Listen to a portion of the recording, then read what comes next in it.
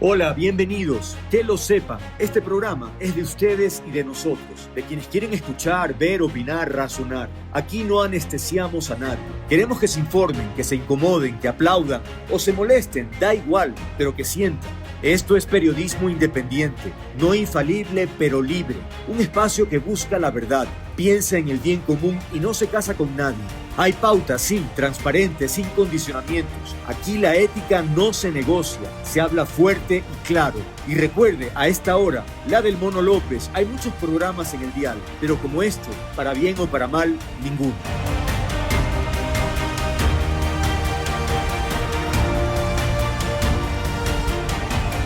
El Mono López.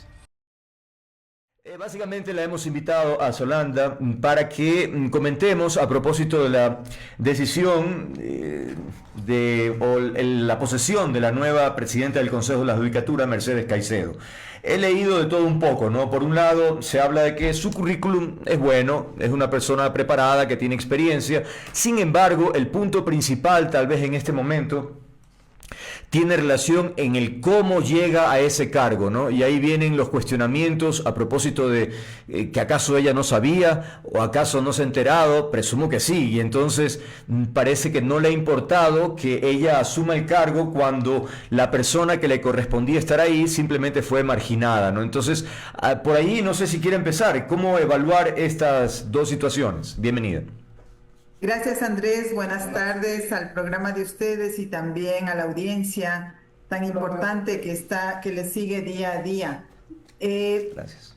Lo que habría que decir en este caso es que el poder tiene dos formas de legitimarse, ¿no? La primera con el origen. Hablemos en un símil en las elecciones. Si las elecciones no son justas, no son transparentes, no son reales con la voluntad popular, nacen viciadas. Lo mismo en los procesos de designación. Y obviamente aquí el Ecuador ha sido testigo de que esta designación de una nueva presidencia es una imposición del poder político de turno, porque existía una suplente de Mario Godoy que fue destituido por juicio político en la Asamblea Nacional, pero pues no les interesaba tener el perfil de la suplente de él y se inventaron cualquier cosa. ¿Quién se inventó? El Poder Ejecutivo. ¿Quién quiere manejar el sistema judicial? El Poder Ejecutivo, y por eso hizo todas estas maniobras. Por lo tanto, si es que vemos desde la perspectiva del origen de la designación, estuvo lleno de inconstitucionalidades e ilegalidades. Ahora, pero sorprende, porque además quien propone la terna es el propio presidente de la Corte Nacional. Es decir, ¿en dónde estamos? Es decir, quienes administran justicia desconocen, ignoran, marginan la norma que ellos deben procurar que la gente respete. ¿Cómo se entiende esto, Solanda? Sí, mire, es lamentable que eso esté sucediendo en el país y que perfiles que han tenido una trayectoria importante, como el caso del presidente de la Corte Nacional, al final de su gestión termine también volviéndose obediente a Sí. un poder político, ¿no? Y eso no es un problema de ellos de carácter personal, el problema es que ponen en riesgo la vida democrática del país. Y el que un presidente de Corte Nacional y jueces de Corte Nacional estén dispuestos a violentar las normas que están por norma también obligados más bien a ser los protectores de que se cumpla la norma y empiezan a ser parte de un juego político, Ujú. es muy preocupante, ¿no? Porque esto puede devenir en una dictadura, puede devenir en un proceso autoritario sin precedentes. ¿Y quiénes van a ser los responsables? Todos aquellos que ahora estando en las instituciones y que debían ser el contrapeso del abuso, pues se han convertido en cómplices. Ese es el análisis que hay, y no solo es el presidente de la Corte Nacional de Justicia, es el propio Consejo de la Judicatura con los demás integrantes, Claro. es el Tribunal Contencioso Electoral, es el Consejo de Participación Ciudadana y Control Social, es el Consejo Nacional Electoral. Estamos en un camino muy peligroso que está poniendo en un debilitamiento que le puede costar muchísimo al Ecuador salir de ello y recuperarse, ¿no? Y con estos antecedentes, la pregunta que voy a hacer es obvia en cuanto a la respuesta, porque ¿es posible entonces creer en la independencia del Consejo de la Judicatura con esa presidenta y los vocales? Mire, yo siempre digo que cuando una persona llega al cargo, hay que dejarle ejercer el cargo, porque así como hablábamos de la legitimidad del poder en el origen, que está viciado, eso es categóricamente hay que aseverarlo, porque así es, pero también existe una forma de legitimarse en el poder con la gestión, con las actuaciones, con la finalidad que cumplan en el cargo.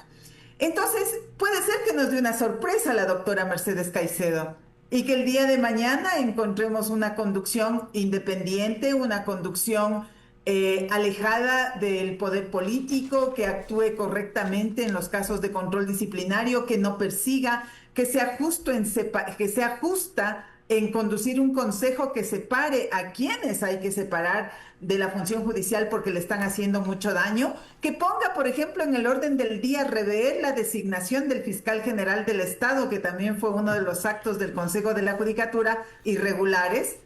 Supongamos que el día de mañana la doctora Mercedes Caicedo hace todo aquello, le vamos a aplaudir, le vamos a aplaudir. Pero obviamente que por su origen existen dudas, ¿no? Pero dejémosle que actúe y luego decimos en función, pues es cuestión de días saber cómo actúa, ¿no? Claro, claro, Una claro. de las cosas que pudiera hacer, por ejemplo, es remover al director general, porque mire que quien le impidió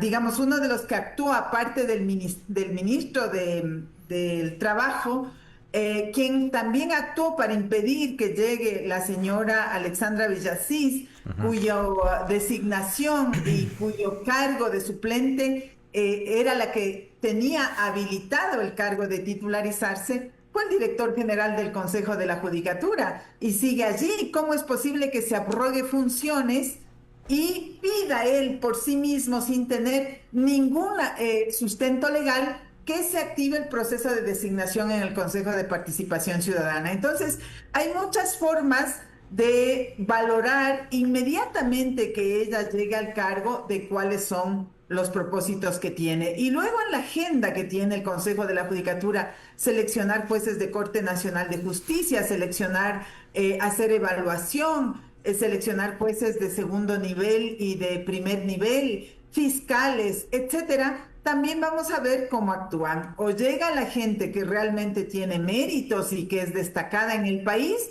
o llega la gente que va a ser obediente. Y eso lo sabremos porque ese Claro. tipo de decisiones se conocen y se miden. Yo celebro sin duda su optimismo y sobre todo esa actitud democrática me parece que es loable en términos de esperar, pero ya con tantos años en el periodismo presumo que va a ser difícil. No veo a la señora Caicedo pues haciendo alguna gestión en contra del fiscal, por ejemplo. Es decir, en ese instante le dicen gracias, inventan cualquier cosa, algún impedimento de última hora y entonces descartan. No sé, veamos, efectivamente como usted dice, y en eso coincidimos sin duda, no se requerirá de mucho tiempo para descubrir efectivamente por dónde va. ¿Cuáles son las prioridades? Usted ha mencionado algunas, pero escuchaba a Pablo Encalada, el abogado, decir, por ejemplo, que para él una de las prioridades tiene que ver con la elección de la Corte Nacional de Justicia, porque es un proceso que se ha demorado y que en lugar de 7 como deberían ser, ya va subiendo el número. Entonces va a llegar a un momento en que se van a tener que reemplazar 18 de los 21. Entonces es una cifra y un proceso complicado. Ese parecería, a juicio de él, decía, no sé qué opina usted. Sí, ya en este momento en la Corte Nacional hay que seleccionar 18 Imagínese. titulares y 21 con jueces. Ese es el número que hay que seleccionar. Estamos hablando de 18 más 21, 38, 39 entre jueces y con jueces, ¿no? Entonces, es de los procesos más urgentes que hay que realizar. Esto porque, pues, en las renovaciones parciales que se tenían que hacer no se han concretado. Primero se nulitó el concurso de Wilman Terán con justeza porque era un concurso que no estaba llevado adecuadamente. Luego se nulitó el proceso liderado por Mario Godoy, que es difícil de explicar esas nulidades porque mientras Mario Godoy lo hacía por una razón, por otro lado, en cambio, estaba la necesidad de que él no sea quien haga la designación de jueces. Entonces, hay en realidad un reto muy grande y la Corte está prácticamente en este momento ya con periodos fenecidos para todos. Se quedan solamente 3 jueces con periodo. En el año 2027, si mal no estoy, cumplen periodo como 7. Y 11 que están ahorita, sí, son 18, ¿no? Incluido el doctor José Swing, porque veo que en algunos momentos cuentan solamente 17, porque no están contando el periodo del doctor Swing, que él tuvo una restitución a la Corte Nacional de Justicia y también contándole el tiempo ya cumple en el año 2027. Por lo tanto, para no hacer 2 concursos hay que hacer uno solo por los 18 jueces y por los 21 jueces. Otra de las preocupaciones que surgen en este momento tiene que ver con la operatividad que podría haber en función de los intereses. Es decir, que el Consejo de la Judicatura, por ejemplo, sanciona a jueces que fallaron, por ejemplo, en el caso de Aquiles Álvarez, porque no va en la línea de lo que quiere el presidente. Entonces, por favor, así no sé a dónde vamos realmente. Y ahí están metidos muchos, ¿no? Sí. El Consejo de la Judicatura ha actuado muy mal. Se ha convertido en un brazo ejecutor de los intereses del gobierno y no hay un solo vocal, porque antes al menos había una, no quiero hablar de mí, pero al menos yo develaba las cosas que pasaban en el Consejo de la Judicatura, pero ahora no, absolutamente todos, académicos, exfiscales, todos están con pertenencia o no pertenencia anterior al gobierno. Es uno de los problemas que estamos viendo que suceden en las instituciones, ¿no? Las personas llegan e inmediatamente se convierten en alfiles de quien está en el poder, cuando no han comprendido que su razón de estar allí es generar el contrapeso necesario si es que hay un poder que abusa de sus atribuciones, que se excede, que es arbitrario. ¿Quién tiene que ponerle los límites? El Consejo de la Judicatura, el TCE, el CNE, la Corte Nacional, el fiscal, el contralor, pero en lugar de ponerle el freno se le arrodillan. Es realmente vergonzoso que suceda eso en el año 2026 que estamos viviendo, ¿no? Cuando usted ejercía funciones, se me parecía, digamos, era como la Elena Nájera del Consejo Nacional Electoral, que también es increíble, pobre, ella no le dan nunca un informe, ella se entera por la prensa, es una marginación total realmente. Sí, pero la pelea es peleando y yo paré muchísimas cosas en ese Consejo de la Judicatura, muchísimas. Sí. Otras obviamente las hacían porque las hacían escondidas, ¿no? Claro. Oiga. Por eso estorbaba tanto Andrés. Oiga, en este contexto que se vienen elecciones o referéndum, dicen, ¿no sería pertinente reconsiderar entonces las facultades que tiene el Consejo de la Judicatura en términos disciplinarios y que esas facultades pasen a la Corte Nacional de Justicia? ¿Usted qué cree? Yo no creo que es un problema de quién tiene las facultades ni cómo se establece el origen de los cargos. Creo que estamos en una crisis no quiero decir de valores, ¿no? Sino una crisis, sí, de valores democráticos. Creo que estamos en una crisis de formación democrática de los actores. No, usted ni más ni menos vea las personas que han estado actuando unas no tienen ninguna trayectoria, claro. Pero sí, por ejemplo, una esperanza en el Consejo de la Judicatura era el doctor Cuadros. Yo he escuchado muy buenos comentarios de él porque viene de la academia, porque era un analista o un jurista y un analista jurídico sensato, sesudo, muy conocedor de la norma, pues llega al cargo y se olvida. O sea, ¿qué nos pasa? Entonces, que eso le puede pasar a quien quiera. Invéntese cualquier método que se invente. Si quienes llegan a los cargos no tienen el fuste, la entereza el valor para resistir al abuso de poder, ese es el perfil que se necesita para estar en las instituciones. Se mueren de miedo rapidito y salen corriendo.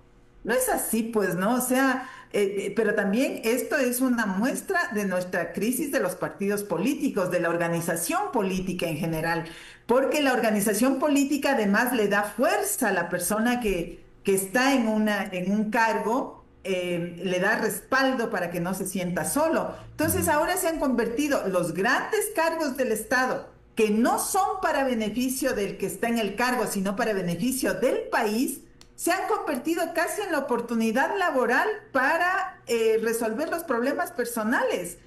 Ni siquiera tienen idea clara de la función, de la razón de ser de estar en un cargo de esa naturaleza, ¿no?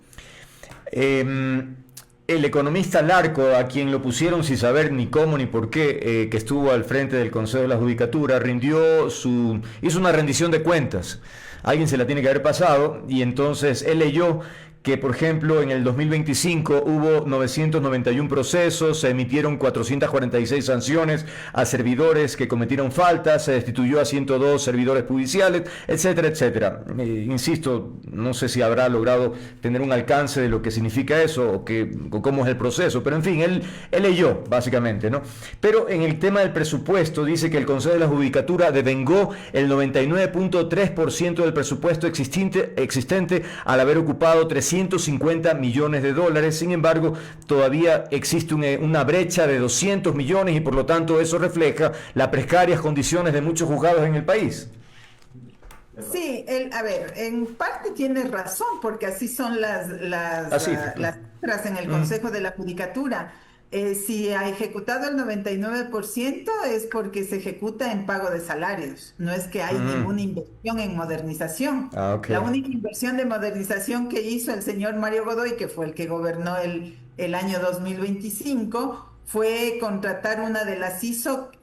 Por un lado contrataba la ISO para la transparencia de algún proceso, pero por otro lado estaba haciendo que a través de sus directores se llame a los jueces para presionar cómo tienen que juzgar. Sí. Entonces, esa es la doble moral. Claro. Es una plata desperdiciada lo que contratan con el ánimo de ponerse una cara de luchadores contra la corrupción, pero por el otro lado o debajo de la mesa están jugando sucio.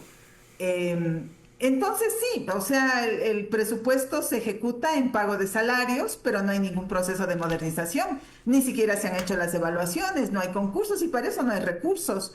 Entonces, y cuando él habla de que hay 200 millones de dólares, es comparado hace 10 años, el Consejo de la Judicatura manejaba alrededor de 500 millones, más de 200 millones de dólares realmente que hoy. Y eso se ha recortado. Entonces, también sin presupuesto no se puede hacer mucho, ¿no? Claro, obvio. Y verá que no tenemos solución, porque decimos, y si tienen presupuesto, en cambio dudamos cómo gastan el presupuesto. Es que estamos en una situación compleja en el país. Caramba, bueno, estamos ya en la parte final de la conversación. Políticamente, ¿cómo va lo suyo? Porque he escuchado ahí comentarios que se acerca a uno, que se acerca al otro. Espero que, no sé si el correísmo, porque ahí sí que quebramos palitos, Holanda, le cuento.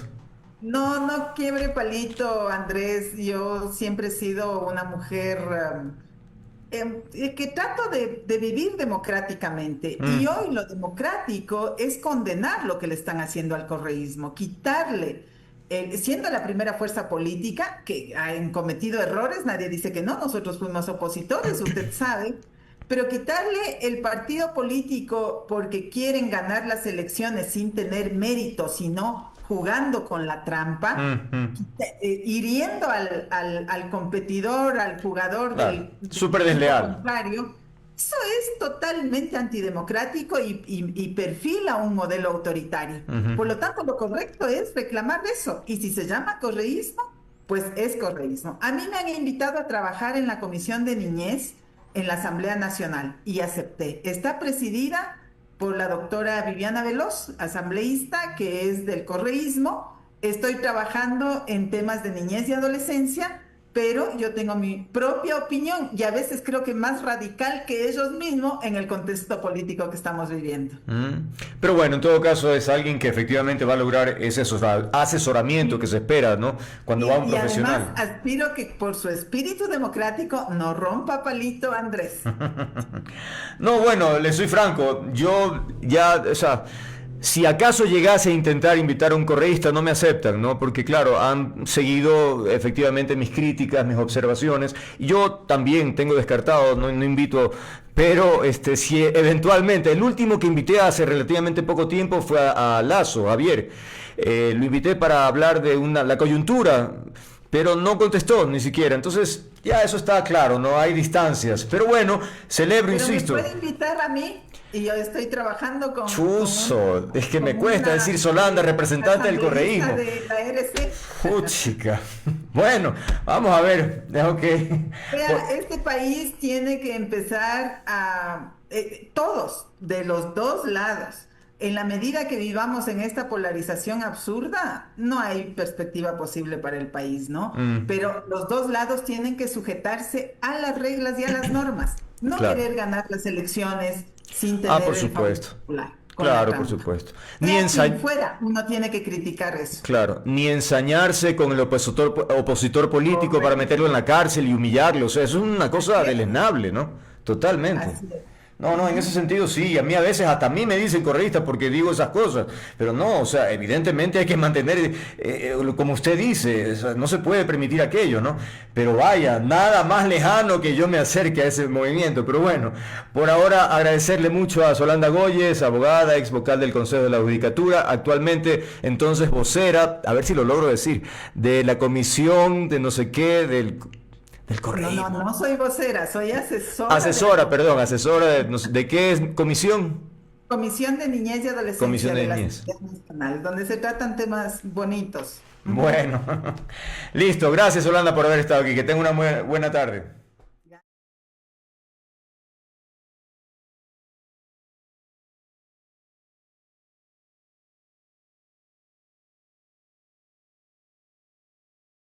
Damos paso a un panel. Vamos a analizar la decisión que ha tomado el Consejo Nacional Electoral en relación a dos movimientos políticos, Construye y también Unidad Popular. Los ha eliminado, es decir, ya es la resolución que ha tomado el Consejo Nacional Electoral, que por cierto este organismo defiende la legalidad de la eliminación de estos dos movimientos. Por eso queremos contrastar la posición del CNE con nuestros invitados, que pasen por favor. Se trata de Sebastián Ceballos, él es vicepresidente del movimiento Unidad Popular, y Carlos Aguinaga, experto en temas electorales, expresidente del Tribunal Supremo Electoral. Gracias por estar aquí. Carlos, quisiera empezar con usted a propósito del comportamiento del Consejo Nacional Electoral. Y digo comportamiento porque, bueno, defienden la legalidad del proceso, dicen que han garantizado el debido proceso, justamente, que le han dado el tiempo adecuado a los movimientos para que ellos argumenten y justifiquen la no eliminación a través de que demuestren la firma, en fin, que todo estaba en regla. Es decir, ¿cómo ha visto usted el proceso? ¿Se ha respetado justamente esos pasos? Bienvenido, buenas tardes. Buenas tardes, gracias Andrés por la invitación, un gusto compartir con el dirigente de Unidad Popular este panel. Yo voy a dar criterios absolutamente técnicos.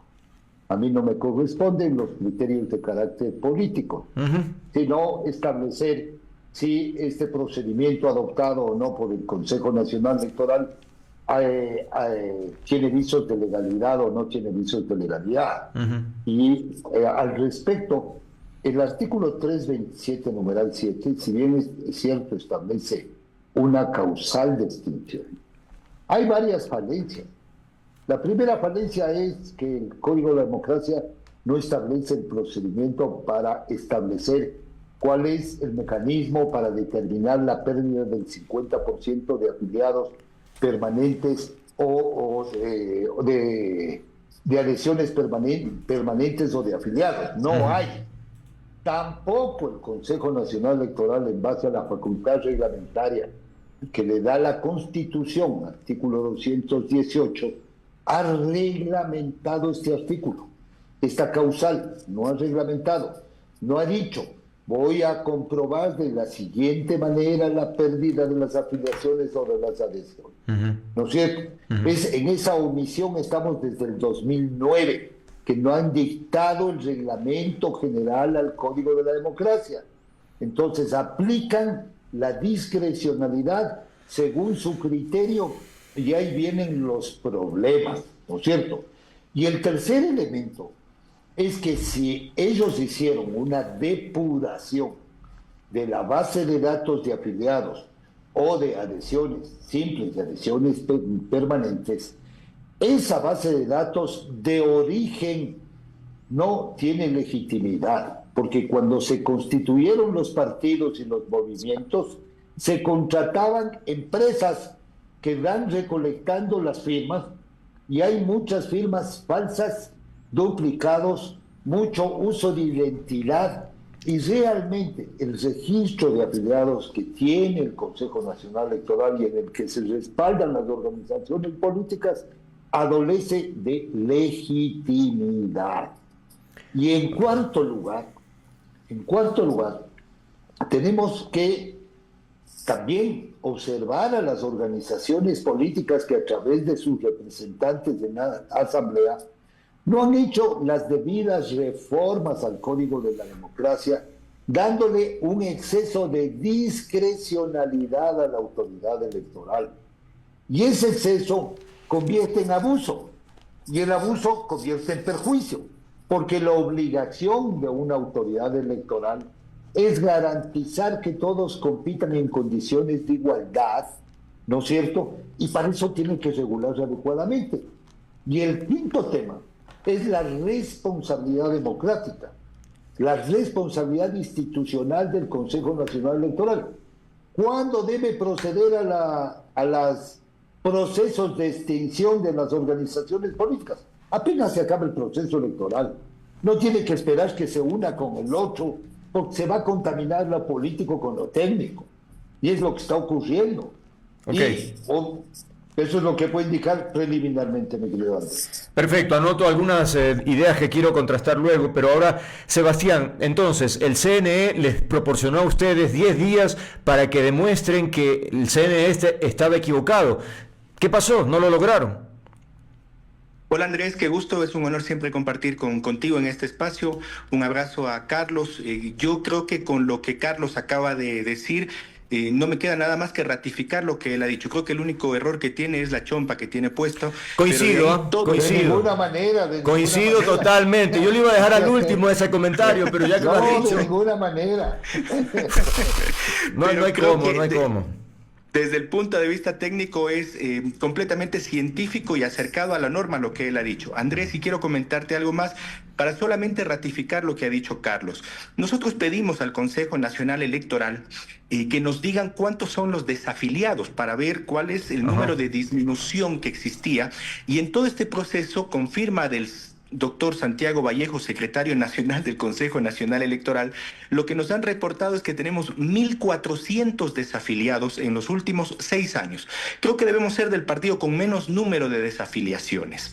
Lo segundo que creo que es clave y que Carlos lo ha planteado, cuando uno presenta las fichas de afiliación, y nosotros sí recogimos firmas, mira, mi color moreno es por, entre otras cosas, esa recolección que hicimos en las calles y plazas, quien es el custodio de esas fichas de afiliación, lo corroborará Carlos, es el Consejo Nacional Electoral. Ellos son los que verifican las firmas.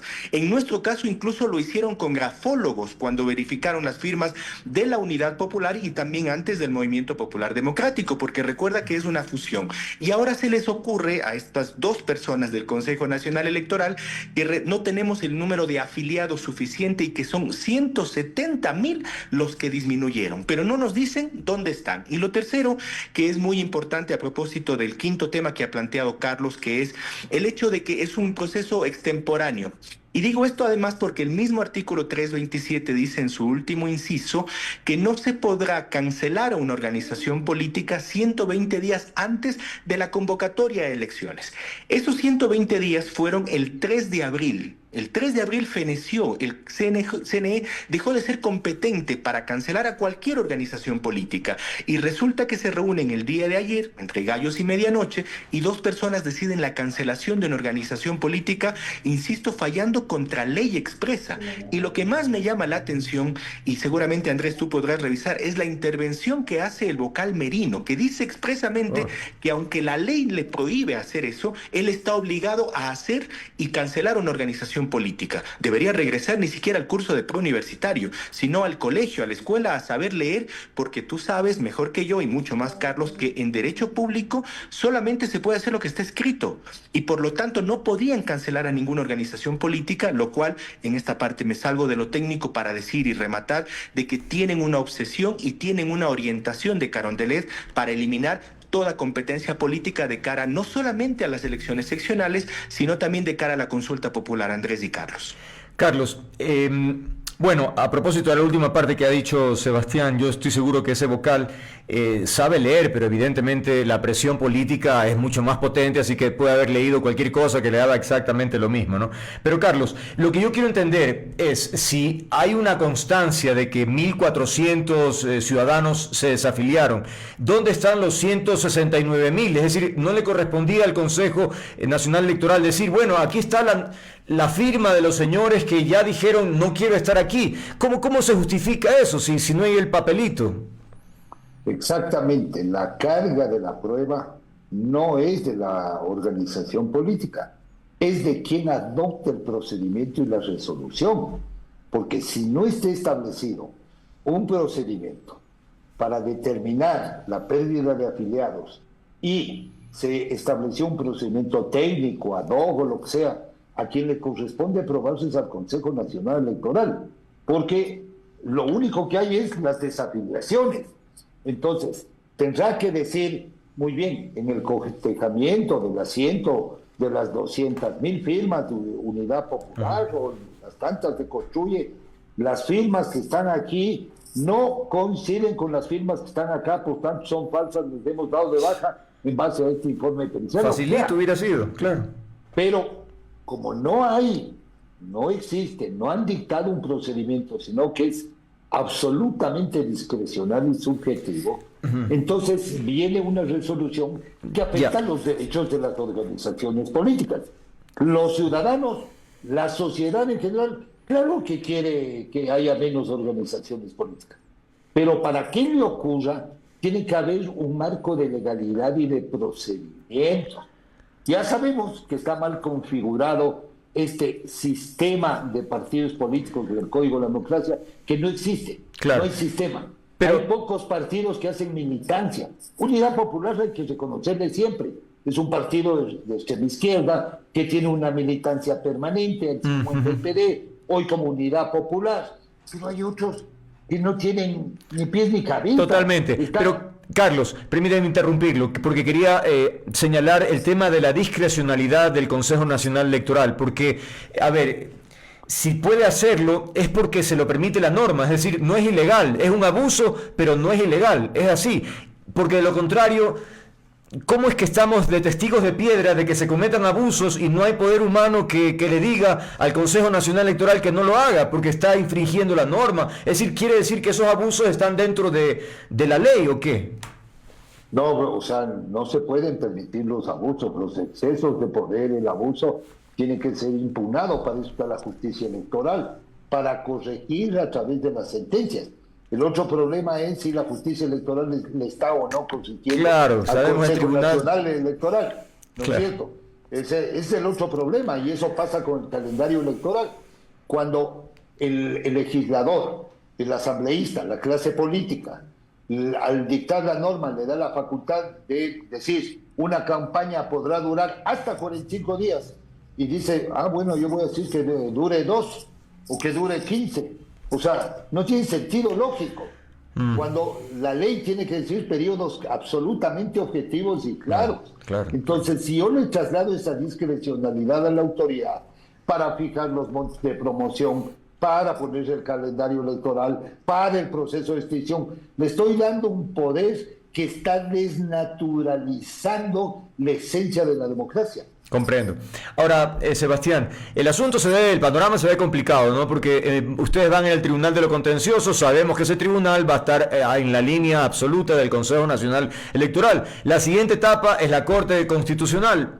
Sabemos los tiempos, sabemos cómo se trabaja allí, es decir, es impredecible. Luego ustedes dicen una instancia internacional, pero en definitiva, hasta eso ya el proceso electoral ya está cumplido casi casi.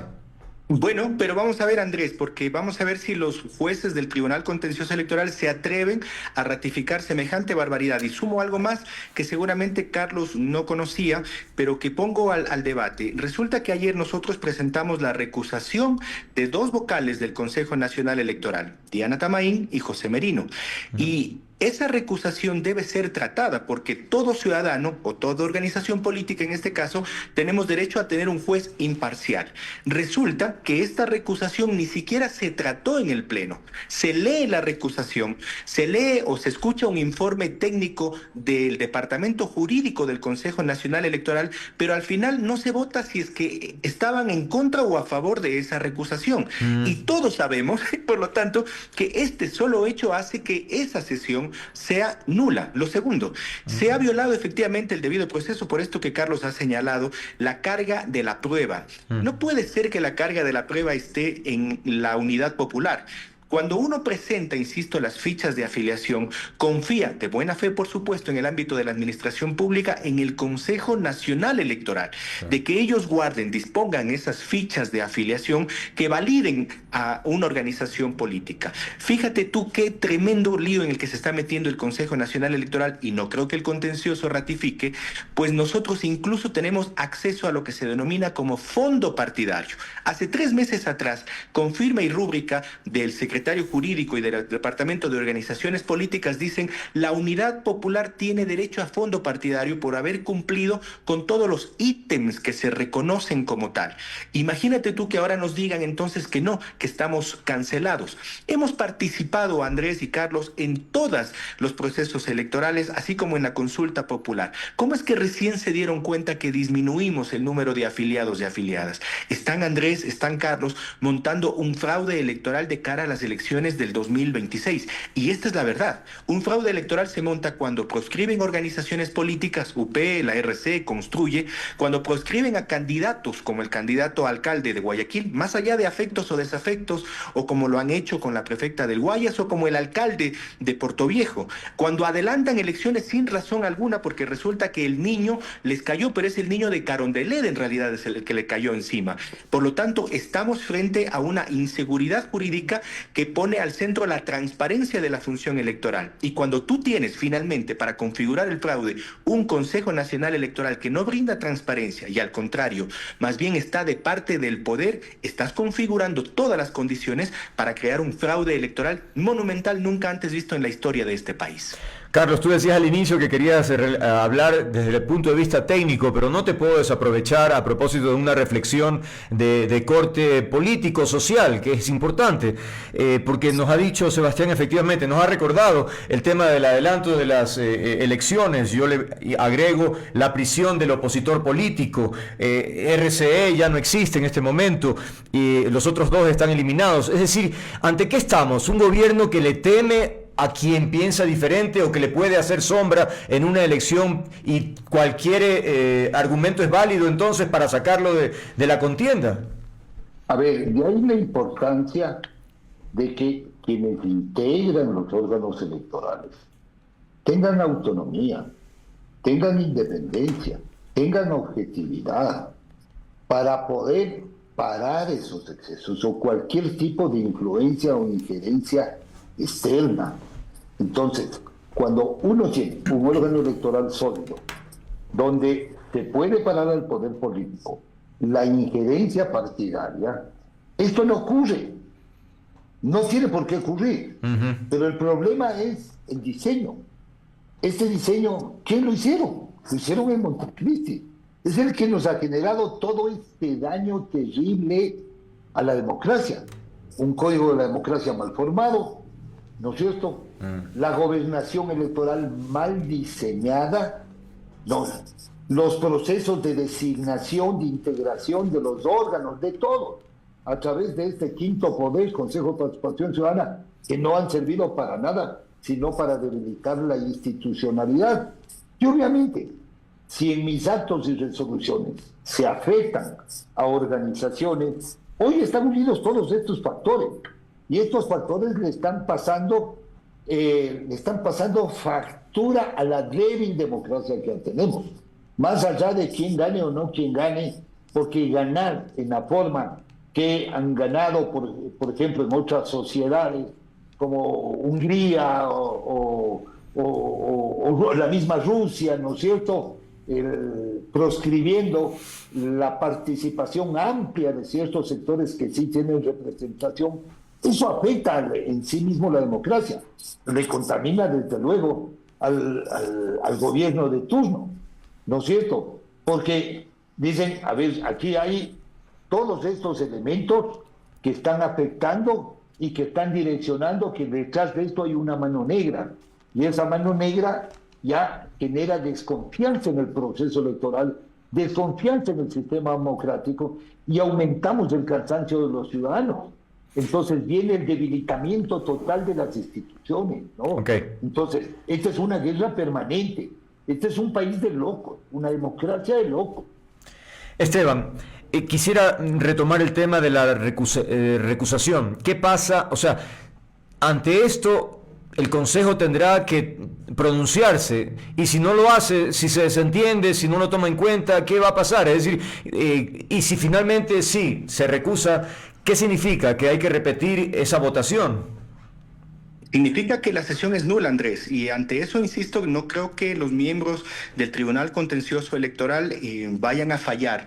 Hay una ley expresa, lo hemos conversado aquí, el último inciso del 327, e insisto, más allá de tu apreciación que decías con respecto a Nino, que sabe leer, pero lee lo que quiere o lee lo que cree, o le hacen leer lo que quiere y lo que cree, los jueces del Contencioso Electoral deberán fallar, insisto, con respecto a este tema que es sustancial, es decir, no tienen competencia porque es extemporánea precisamente la decisión del Consejo Nacional Electoral. No se han pronunciado sobre lo evidente y sobre lo de fondo, que es el número de afiliados y afiliadas que tiene la Unidad Popular. Y esto también es gravísimo, insisto, porque genera falta de transparencia. Ahora, estimado Andrés, a esto se suma, recuerda tú que está planteado el 29 de noviembre una consulta popular. Yo solamente quiero hacer dos reflexiones. La consulta pasada fuimos con la UNE, Yas Unidos, por supuesto también la RC y la Unidad Popular, 4 de las organizaciones que fuimos partícipes de ese gran torrente de ciudadanos y ciudadanas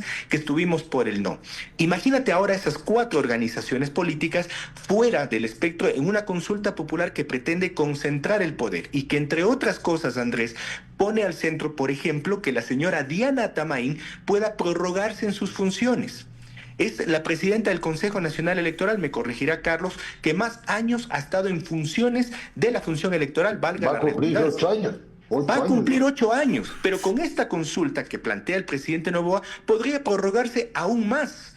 Y imagínense lo terrible que fuera, sin contar que la propia asamblea, que hoy tiene mayoría el presidente Noboa, pueda incluso ponerla en el cargo 5 años más. Porque esto es lo que está planteando el presidente Noboa, es decir, la concentración del poder aún más. Lo segundo, y yo estoy de acuerdo con Carlos, pero veamos lo que está pasando actualmente. Fíjese usted, acaban de tomarse una vez más y ratificar con una manera completamente misteriosa, oscura, el dominio que tienen en el Consejo de la Judicatura. Actuaron con las Cortes y el Ministerio del Trabajo para no permitirle a la señora Villasís asumir el cargo de presidente del Consejo de la Judicatura, hasta poner a alguien que sí podrían ellos manejar. Y esto es que hay que decirlo. Estimado Andrés, esto es clave. Lo tercero y fundamental, están tomándose medios de comunicación. Han comprado medios digitales y tú, Andrés, sabes a cuáles me refiero. Están comprando influencers de estos de la opinión pública que lamentablemente se dejan comprar para tener una sola línea editorial en este país. país. Están incluso amenazando, ¿no? Coincidamos o no con la línea editorial de Diario Expreso, de la editorial de Diario Expreso, que no es otra cosa que atentar contra la libertad de expresión. Es decir, todos estos elementos que componen una democracia sana son los que están pasando horas oscuras. Y por supuesto, hoy la proscripción de partidos políticos o utilizar a la Contraloría y a la Fiscalía General del Estado para perseguir partidos o líderes sociales como Pacha Terán, por supuesto que pone al centro qué tipo de democracia estamos viviendo en el Ecuador. Es decir, este tema de unidad popular no es un hecho aislado, es un hecho que pone al centro la democracia. Y tú me dirás, la gente no come de democracia. Por supuesto que no, pero la democracia es inherente a tener un Estado que resuelve los problemas de la sociedad.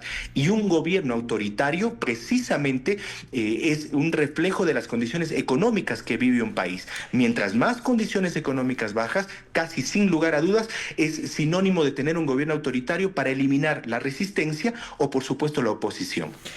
Quisiera compartir ese optimismo, Esteban, en términos de cómo va a responder el Tribunal de lo Contencioso sobre este tema, porque justamente con el caso que tú has presentado, cuando todo el Estado, o la mayor parte del Estado, trabajó en función de impedir que Alexandra Villasís se posesione, pero es que desde el Ministerio, el SRI, el Consejo de Participación, o sea, todos en función de eso, y justo cuando ya se soluciona, o cuando renuncia la señora Villasís, ahí se quita el impedimento. O sea, es una cosa burda, realmente es una cosa que nos ve en la cara en términos de cómo se pisotea la norma y no les interesa. Entonces yo la verdad es que me siento un poco escéptico, ojalá me equivoque, por supuesto, pero en fin.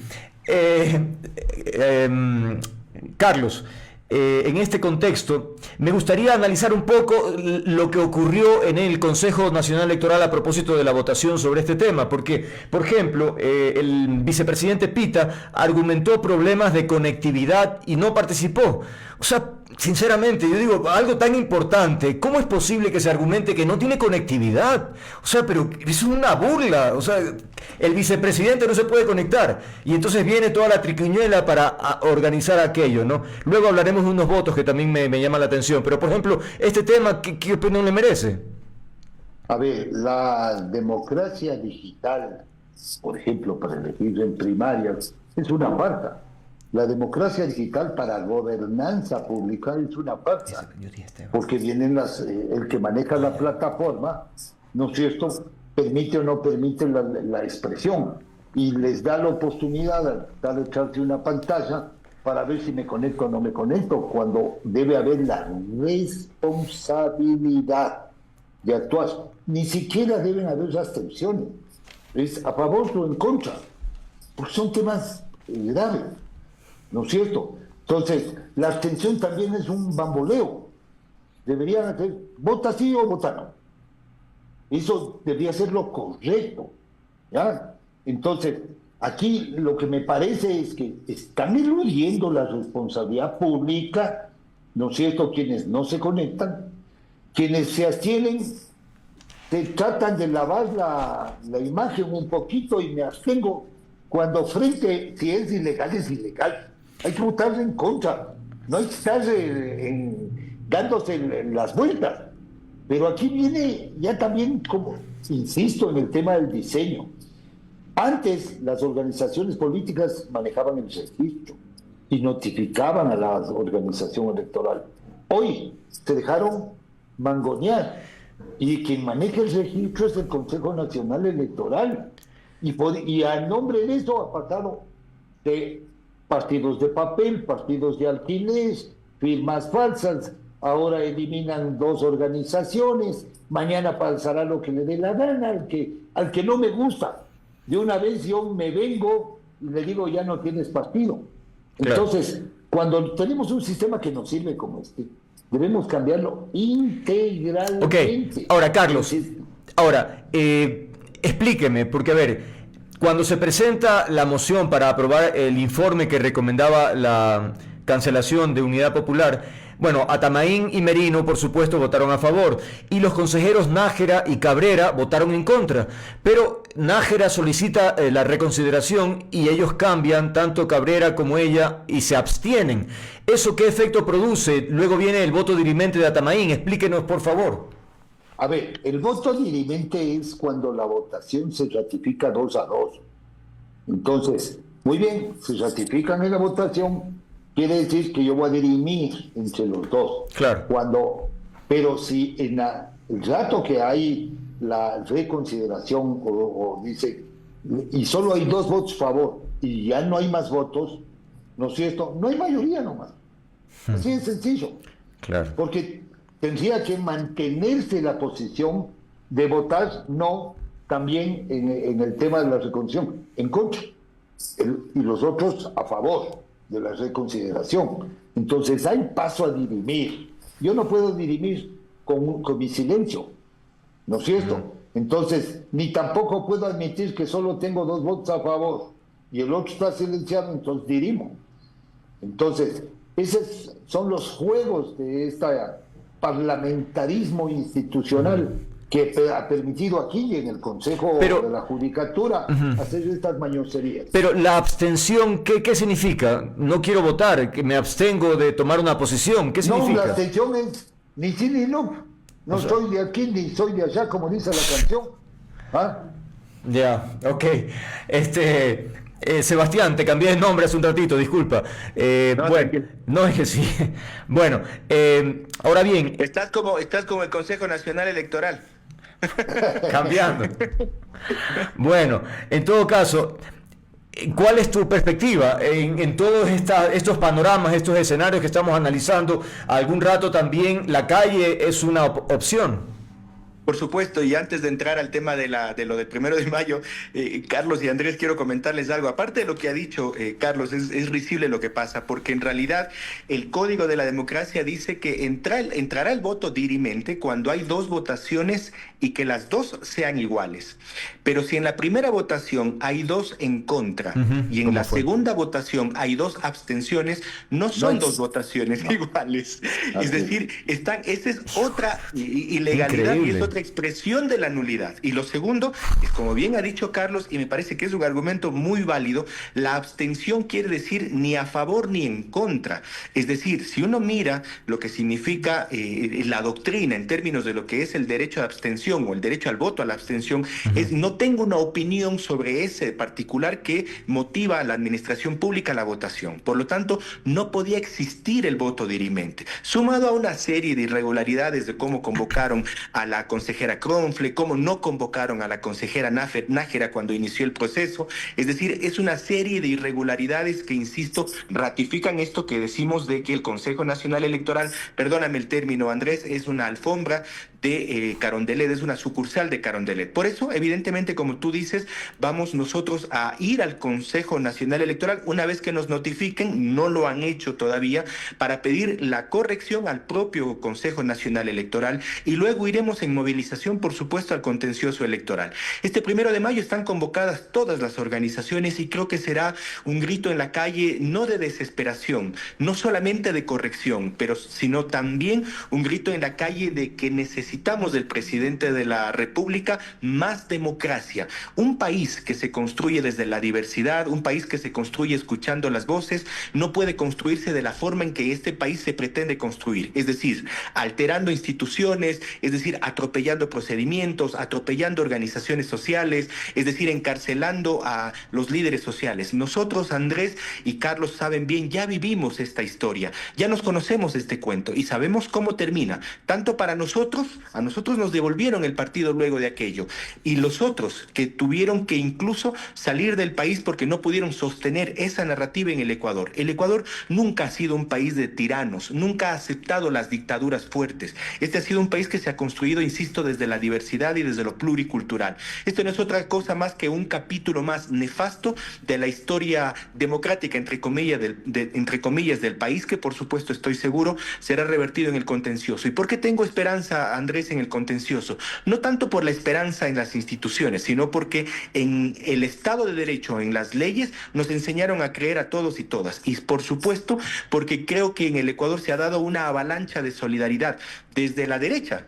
desde la derecha extrema incluso hasta los sectores democráticos progresistas como Yas Unidos y otros foros por la democracia, y por supuesto las voces lúcidas como las de Carlos Aguinaga y la tuya mismo, Andrés, que han puesto de por sí o más allá, insisto, de los afectos y desafectos con nuestra organización política, la legalidad. Hay algo que decía Carlos que nadie puede negar, que es la vigencia de Unidad Popular, insisto, y más allá de los procesos electorales, porque tenemos una expresión ideológica y un punto de vista con respecto al país. Carlos, algo que se extraña en este momento es que en el pasado inmediato, con menos, la gente estaba en las calles protestando, las organizaciones, los gremios, las cámaras, en fin, había una suerte de movilización espontánea. ¿Dónde están esas voces? Yo no entiendo. A ver, yo comprendo que hay una línea entre empresarios, que haya afinidad o temor porque se les pueda afectar sus actividades, pero por favor, estamos hablando del país. Es decir, si permitimos que esto se consolide, vamos a vivir en una situación de indefensión permanente, pues. Bueno, antes, efectivamente, a través de la convocatoria de una radio, inició una movilización para tumbar un presidente. Comenzó el tema de los mensajes de textos, a través de mensajes de textos hubo otro. Hoy me llama la atención que la superglobalización y tecnificación de la comunicación no haya provocado lo que realmente ya debió haberse provocado. No ahora, antes mismo. Yo creo que en el correacto mismo debió haberse provocado esto. Y creo que es también un poco la apatía de la gente. O sea, hay que construir no solo ciudadanía civil y social, hay que construir en los ciudadanos una verdadera ciudadanía política. Esa apatía, la responsabilidad. ¿Es apatía, es interés, es temor? ¿Por dónde va realmente? Bueno, yo creo que ahora es una mezcla de todo, ¿no? O sea, tienes un país inseguro, no hay garantías, también hay una desconfianza total en los partidos políticos y en las organizaciones, hay que decirlo con absoluta claridad, que no representan a los sectores ciudadanos, y si vos haces una encuesta de opinión,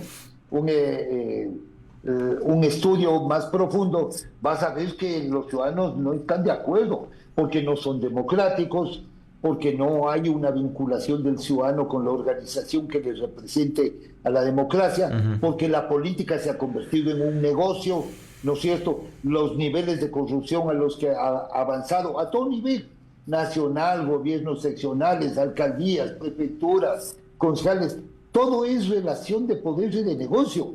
Entonces ya no hay el verdadero patriotismo, servicio a la patria y esa ciudadanía limpia que antes se podía gestar o cultivar. Hoy ya no lo hay, y hay el temor. Estamos invadidos de la narcopolítica, de los grupos de delincuencia, de los clubes de corrupción, de los grupos de interés, y cuando hay un grupo medio sensato dentro de una organización, es eliminado. Realmente es apartado. ¿Por qué? Porque no está bien configurado el sistema, mi querido Andrés. Bien, Sebastián, concluyo contigo este panel. ¿Con qué reflexión quisieras concluir? Hace unos pocos días te vi tocando la guitarra y decías la frustración perenne que tiene este país. Yo creo que es evidente que tenemos frustraciones, pero quiero recordarte que hace pocos meses, y recordarle a la ciudadanía, hace pocos meses cuando las encuestas vaticinaban un 4-0 a favor del gobierno, cuando todas las encuestadoras decían que iba a ser largo el triunfo y que incluso se bailaban y se armaban ya tarimas para festejar, lo que desde nuestro punto de vista siempre fue una concentración del poder, el pueblo ecuatoriano supo decirle que no al presidente de la República. Y así también han caído todos los tiranos. Yo creo que el pueblo ecuatoriano tiene mucha paciencia. Y si bien tenemos estas frustraciones, las cuales escribías en tu Twitter luego de hacer una canción, yo creo que esas frustraciones también se pueden transformar en esperanza. Lo que está pasando con Unidad Popular ha despertado la solidaridad y, por supuesto, la preocupación de muchos ciudadanos, más allá, insisto, de que coincidas o no con nosotros. Y eso abre el camino, insisto, para construir un proyecto y una alternativa distinta a aquellas que ya han gobernado el país. En este país se está gestando eso, Andrés, con personalidades importantes que quieren realmente un Ecuador en paz y en democracia. A eso caminamos nosotros, y te agradezco siempre por esta posibilidad de conversar con ustedes, y a Carlos por sus palabras, las tomamos a bien, porque vienen de un experto como Carlos, que por supuesto para nosotros es un honor. Quiero agradecerles a ustedes. Sebastián. No, agradecerles a ustedes por haber aceptado este programa. Por cierto, quiero anunciarles que voy a poner como norma un filtro para evitar logotipos o cosas así un poco extrañas que no tienen por qué, ¿no? Es una promoción gratuita que vamos a tener que filtrar, Carlos, lo siento. Más le advierto para la próxima. No te preocupes, hermano, no te preocupes, ya nos recuperaremos. Bueno, broma. Gracias por haber estado aquí, Okay. Sebastián Ceballos. Gracias, y Carlos Andrés. Aguinaga. Gracias, que tengan una buena tarde. Gracias, un abrazo, Gracias, Carlos, un abrazo, Andrés. A ustedes. Bien, continuamos o vamos a la pausa, 18:12. Ya revenimos en un momento.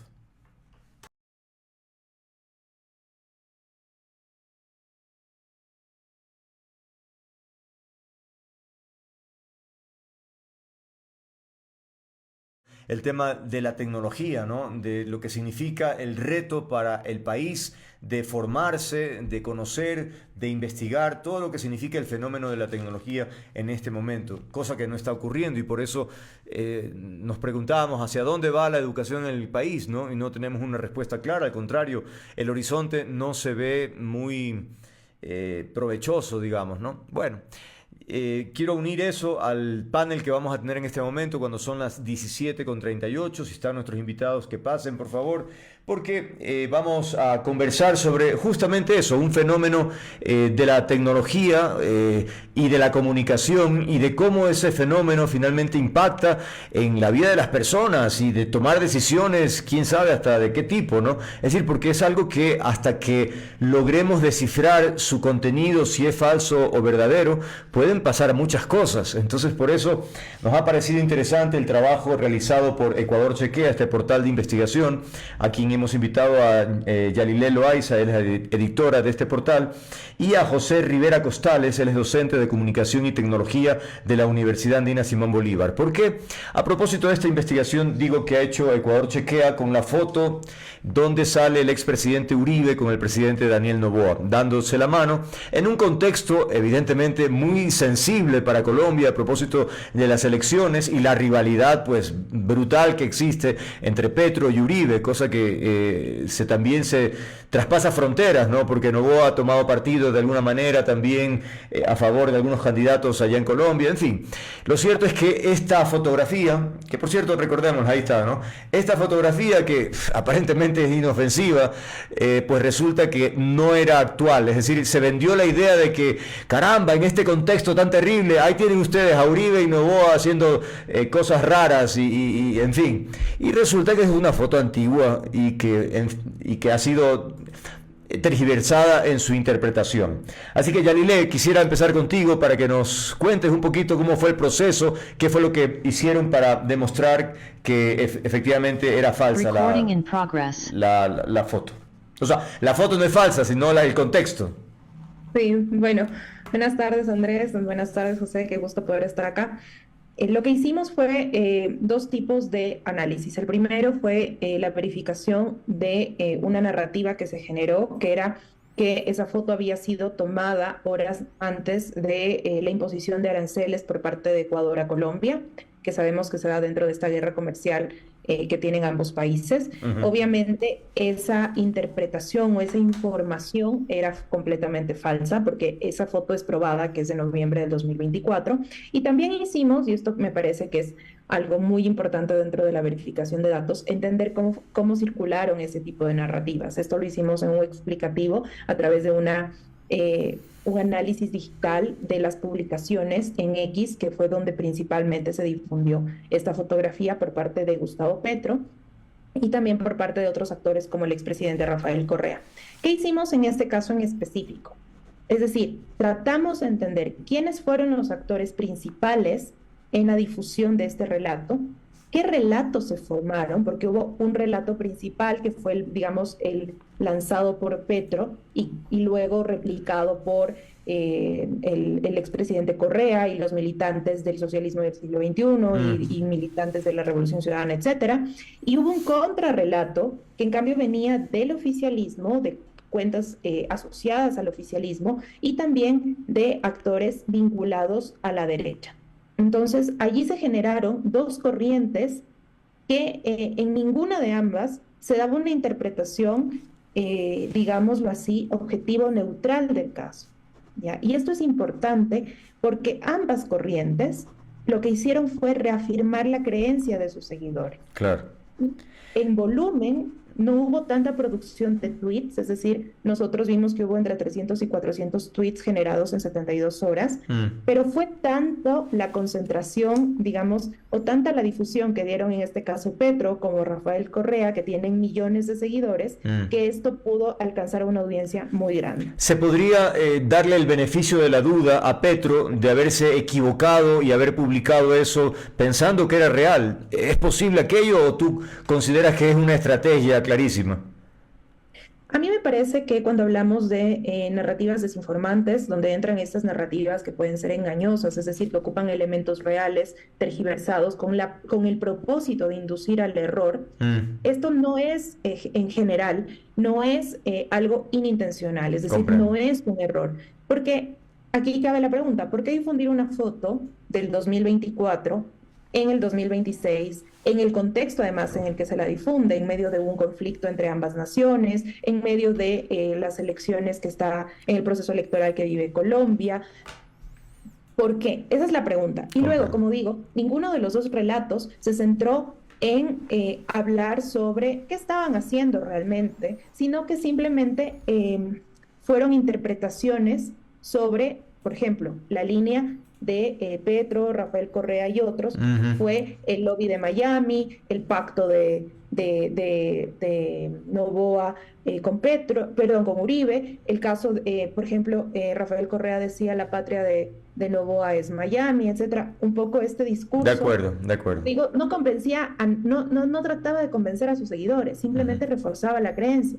Y lo mismo por la parte del oficialismo. Si bien el oficialismo y sectores de derecha tenían el relato de la foto es antigua, se unía a una interpretación de la izquierda está desesperada, la izquierda está conspirando en nuestra contra, la izquierda quiere desestabilizar.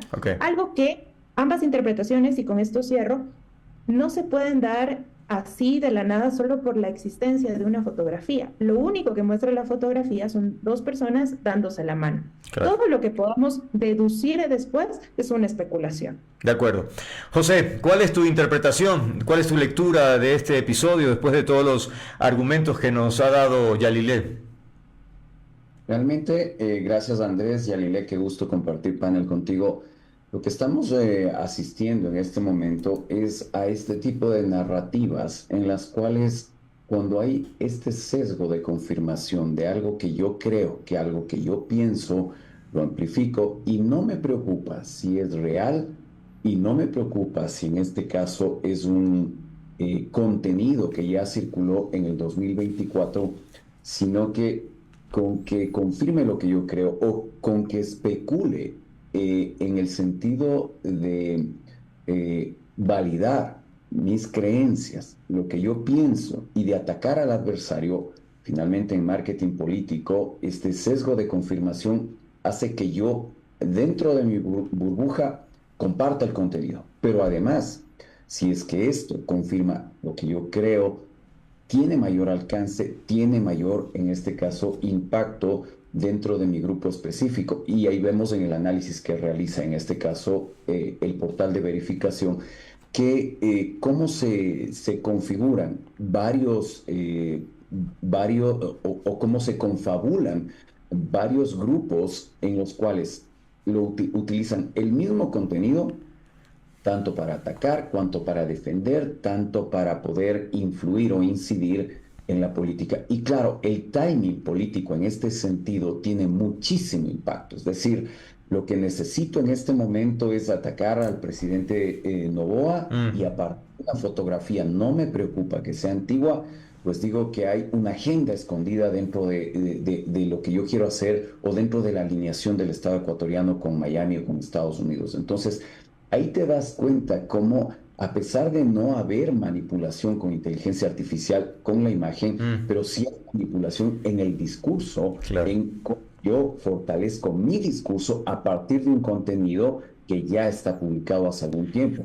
Pero José, no hay verificación por parte de ninguno de los actores, simplemente la uso para mis propios beneficios. Ahora, no hay consecuencias, José, de esto. Es decir, ¿a qué me refiero? Se lanza algo que no es correcto. Luego se evidencia que hubo un error. La persona que creyó y que luego descubre la mentira, no le importa, no hay un impacto. No dice, este Petro, bueno, es que la verdad es que Petro, la verdad, cada palabra que dice, pues ya sabemos que algún problema tiene. Pero lo cierto es que para cualquier persona no lesiona su credibilidad. Eso ya no importa. Lamentablemente estamos asistiendo a una etapa en la que no me preocupa el impacto, sí me preocupa el impacto que pueda tener, pero no me preocupa que sea verdadero o falso y que también en algún momento pueda afectar mi credibilidad. Ya lo vivimos en las elecciones de abril 2025, en las cuales mucho contenido falso fue distribuido por el propio presidente Rafael Correa. Y claro, si revisas, yo tengo el histórico allí de estos contenidos porque estoy haciendo una investigación del impacto de la inteligencia artificial en elecciones, han dejado allí, es decir, no le importó que sea falso el contenido y allí sigue publicado en su timeline, lo que obviamente te dice que aunque en este contenido ya haya sido verificado y haya sido en este caso validado, como una información falsa, tendenciosa, no se preocupan en eliminar. Entonces, claro, cualquier discurso con que valide mi sesgo, que valide lo que yo pienso, lo publico. Tuvo el impacto, pasó, y finalmente lo dejo ahí. No se preocupan siquiera, ni se inmutan siquiera por borrarlo. Es decir, difunden desinformación a ese nivel con cuentas de exmandatarios y de mandatarios, y sigue publicado a tal punto que, claro, el portal de verificación le integra en este caso al contenido dentro de la narrativa, es decir, no hacen siquiera la captura del tweet, sino que está allí insertado el tweet y sigue vigente. Sí. Entonces, no le preocupa en lo absoluto que sea verdadero o falso, con tal de generar impacto y de posicionar discurso. Hace unos días yo he publicado un tweet porque hice una recopilación de unas cuantas imágenes, capturas de los dos portales principales en el Ecuador que verifican la veracidad de los mensajes, y entonces salían ahí engañosos, no sé qué era, pero nadie se inmuta oficialmente. Es decir, yo creo que lo decía ahí, no me acuerdo si lo decía ahí, pero bueno, ahora lo menciono en el sentido de que antes, no sé, 60 años atrás, alguien dudaba, o cometió un error y las personas salían a rectificar, a decir, sí, me equivoqué o algo, es decir, era algo importante. Ahora resulta que eso no tiene mayor sentido, Yalisle. Sí, y esto es una cosa muy preocupante y lamentablemente es un patrón que se repite no solo en Ecuador, sino en la región y en el mundo. Es decir, y en países y en contextos de frágil institucionalidad, de polarización, de desconfianza en los medios de comunicación y del surgimiento de actores políticos que cada vez se extreman, es decir, que cada vez contribuyen a este tipo de polarización, hablemos en términos políticos, justamente la desinformación es uno de los campos que va ganando más espacio y gana espacio desde la legitimación de estos actores, estas altas autoridades. Y aquí hay un problema que, como tú dices, no hay rectificación, pero en parte es porque no hay interés y porque estos relatos, como lo explicaba bien José, tienen un objetivo que es alimentar mi reputación, mi discurso y mis intereses en un contexto específico. Un poco volviendo al tema del caso que nos convoca hoy, creo que debería preocuparnos a todos, lo que significa que ya no se necesita ningún tipo de evidencia o ningún tipo de hecho objetivo, digámoslo así, probado, para construir o para argumentar incluso una discrepancia de tipo político. Aquí lo que se necesita, y lo hemos visto en este caso que lo ejemplifica muy bien, es qué mostrar, cuándo mostrarlo y qué decir sobre lo que mostramos. Y ese es un problema porque si no estamos preocupados ni como élites, en este caso los actores políticos, ni como ciudadanía, dejamos simplemente que estas narrativas tomen fuerzas y esto no solo se queda en ese espacio digital, sino que tiene consecuencias en nuestros entornos sociales. Porque la desinformación, lo hemos dicho muchas veces, incluso en estos mismos espacios, está hecha para activar las emociones, para confirmar sesgos. No busca convencer de algo, busca simplemente reafirmar en lo que ya crees. Equivocado o no, pero busca reafirmar aquello. Y eso es un problema, porque eso luego nos causa conflictos sociales, nos causa que no podamos tomar decisiones informadas, etcétera. Entonces, una serie de consecuencias, y que lamentablemente en países como el nuestro, que cumplen todos estos requisitos de frágil institucionalidad, polarización, falta de confianza en medios, etcétera, pues ya se dieron cuenta los actores políticos, sobre todo, que la desinformación está muy bien para alimentar sus discursos y tener a un sector que ya, digamos, siente apoyo, simpatía por ellos, tenerlo a ese sector, digamos, siempre alimentado con este tipo de narrativas y relatos. Ahora, José, hay un otro elemento de este tema que preocupa. Hace un momento conversaba con un educador a propósito de las nuevas normas que se han implementado en establecimientos educativos, pero bueno, al final conversábamos sobre las prioridades en educación y él decía que él consideraba fundamental la revisión del pensum que tiene hace 20 años en el Ecuador y que no se ha actualizado. Y entonces, si eso lo uno a la nueva tecnología, que es imparable y que no sabemos a dónde va y que hoy por hoy te engaña cualquiera, porque cada vez es más perfecta la mentira, que si no estamos preparados y si viene una generación que no tiene herramientas, realmente es súper preocupante. A lo que estamos asistiendo, estimado Andrés, en el tema de volver a implantar de alguna forma dentro de la educación criterios. Antes recibíamos nosotros clases de ética, entiendo que las están volviendo a reactivar. Pero en la actualidad necesitamos otro tipo de herramientas, otro tipo de conocimientos para que los chicos, los niños desde pequeños puedan crecer en este acompañamiento y de alguna forma entender las lógicas de la información falsa. Lo que yo estoy viendo es real, hago una verificación antes de compartirlo. ¿Qué tipo de contenidos también lo selecciono? Entonces se vuelve indispensable que los chicos reciban estos criterios básicos de cómo interactuar con la tecnología y al mismo tiempo también qué contenidos seleccionar, cuál es el criterio con el cual yo visualizo un canal de YouTube o visualizo un contenido en TikTok. Estamos haciéndoles un daño terrible a los chicos en el sentido de no prevenir incluso esta economía de la atención en la cual tanto las plataformas como los videojuegos inciden en su psicología, porque tienen una dosis de dopamina intensa y por eso es que ahora nada les entretiene en el mundo real y necesitan del dispositivo. Generamos una dependencia brutal que va más allá de solamente lo psicológico, incluso en lo físico. En los consultorios oftalmológicos llegan niños de 7, 8 años con ojo seco, porque mantienes tanto tiempo abierta los ojos que se rompe esta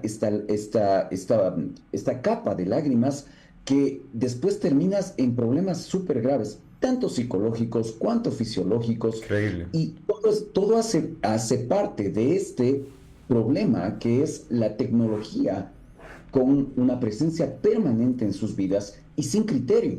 El acompañamiento de los padres, más implantar, en este caso, temas de formación, de criterio dentro de las escuelas, se hace fundamental, estimado Andrés. Sí, la mente es increíble, pero en todo caso, Yalilé, es imposible además controlar esto, ¿no? Es decir, poner algún tipo de filtro, algún control, porque evidentemente pues, es un mundo en el cual no es posible simplemente. De hecho, un troll center puede estar aquí en el país, pero puede estar también fuera. Es decir, es una cosa que tiene que surgir de tal vez de los filtros individuales de cada ser humano.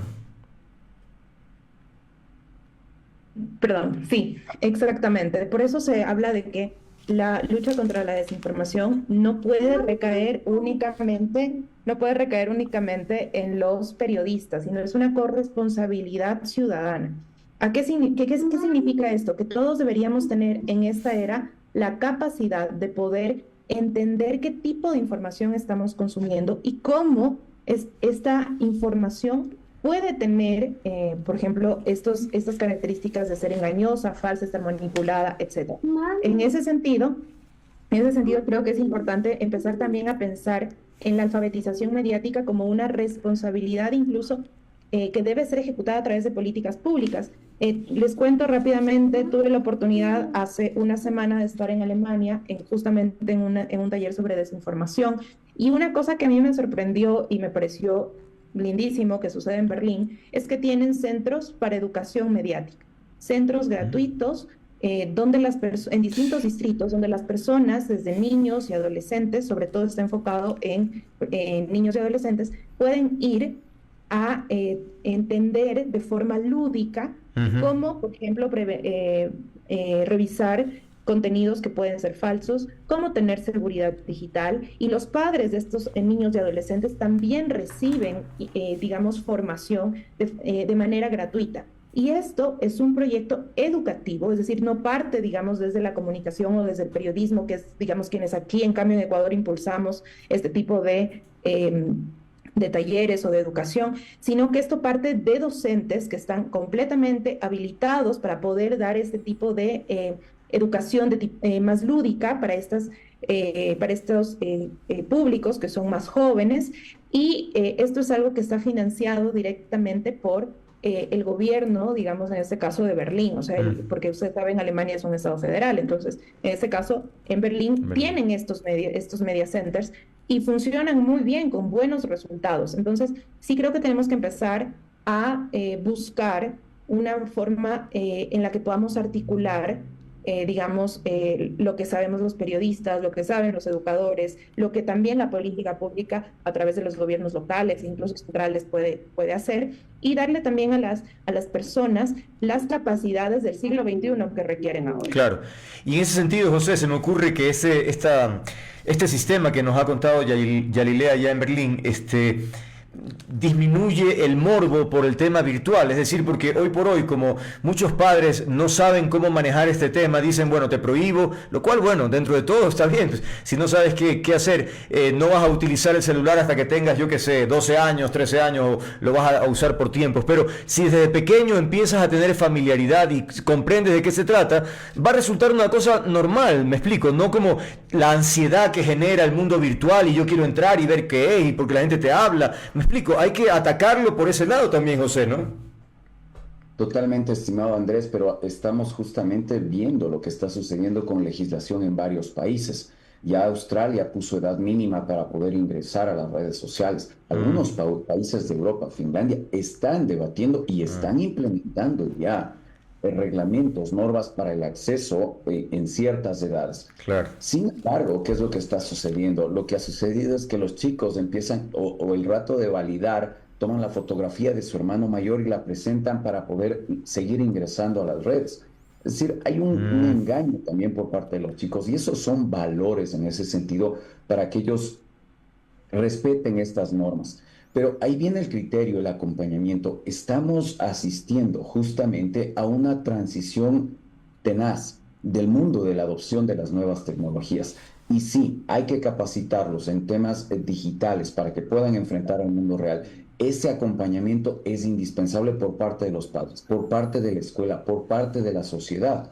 Y claro, también el nivel de acceso de los chicos, a pesar de que las redes ponen sus propias normas. Por ejemplo, en YouTube necesitas mínimo 16 para poder accesar, y tener un canal propio requiere una autorización de los padres. Son cosas que ya existen, pero obviamente hay muchos padres que las ignoran. Existe justamente YouTube Kids para que los más pequeños puedan estar allí. Pero en cambio hay cosas súper fuertes porque se exponen a un nivel de publicidad tenaz. Claro. Lo mismo que vivíamos en este caso antes, y que de vez en cuando, especialmente en Navidad, te aparecía una publicidad. No, aquí YouTube Kids, en cambio, te tienen encerrado y te presentan la publicidad específica. O sea que los juguetes que están afuera promocionándose, los chicos de Ecuador ya saben qué es lo que se está moviendo. Entonces, tienes en este caso una hipersegmentación para mostrarles publicidad. Entonces, por donde quiera que lo veas, es necesario, es indispensable cuidarlos en ese sentido, dotarles de este criterio para que puedan seleccionar primero que ven, y al mismo tiempo también saber que están hiperexpuestos a publicidad y que eso también va a afectarles. tanto su vida presente cuanto el futuro que van a tener en este sentido con una intromisión tecnológica súper fuerte. Ahora, para los portales de verificación como Ecuador Chequea, Yalilé, sin duda es un reto permanente, ¿no? Porque la gran cantidad, el volumen de noticias falsas, en fin, no se van a aburrir. Yo creo que más bien por ese lado tienen bastante tarea por delante.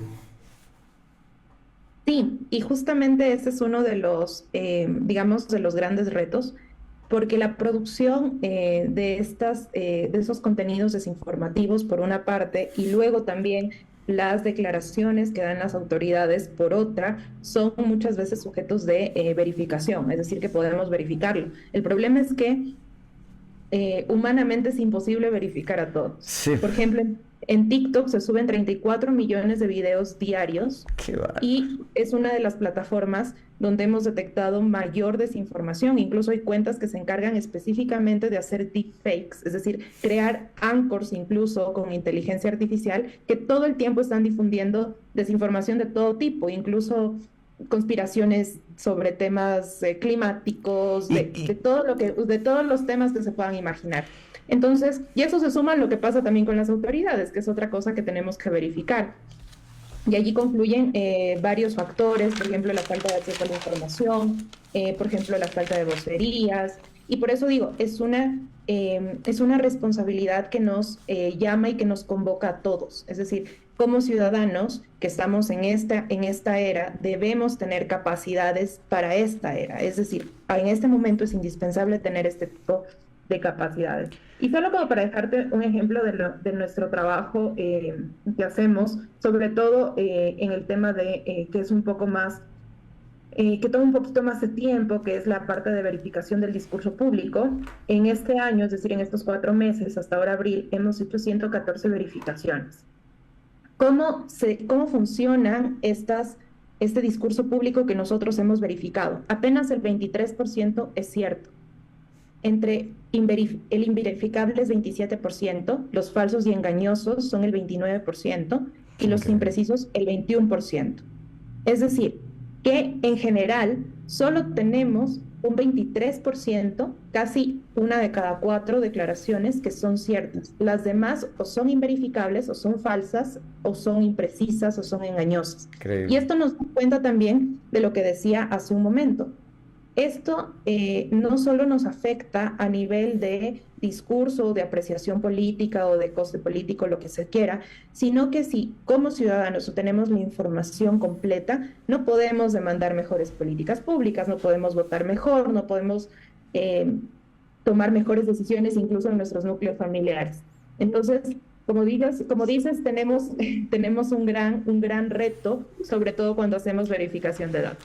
José, ¿cuál es el perfil de un equipo de personas que se dedica a armar un canal para poner videos falsos todo el día, para inventar noticias falsas? ¿Qué gana? ¿Para qué? ¿Cuál es el objetivo? Quisiera entender eso. No sé si tú puedes darnos una explicación.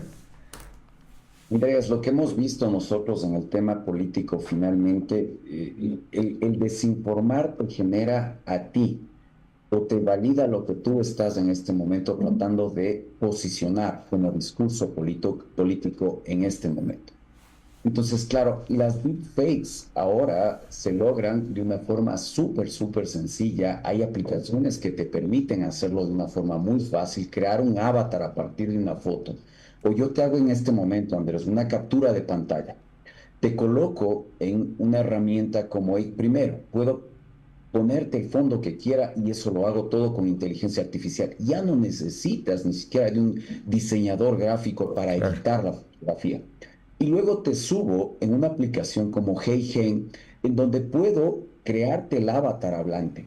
Coloco el texto que deseo y te hago decir a Andrés cualquier cosa que yo desee. Imagínate. No necesité de un equipo.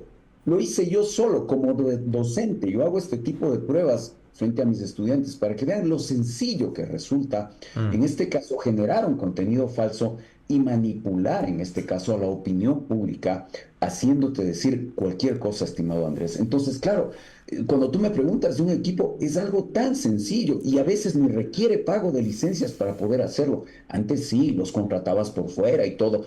Estas son un nivel superior que se denomina deep fake news, pero también tienes las cheap fake, que son muy sencillas, muy fáciles, no me preocupo tanto de hacerlo tan profesional, pero que genera de alguna forma impacto y sobre todo en las personas que no tienen un criterio muy avanzado, las comparten sin miedo. Entonces, claro, sí necesitamos no solo educar a las audiencias más pequeñas, sino también a las audiencias medianas y también a los adultos mayores, puesto que ellos con esa misma pasión de sus creencias políticas lo comparten.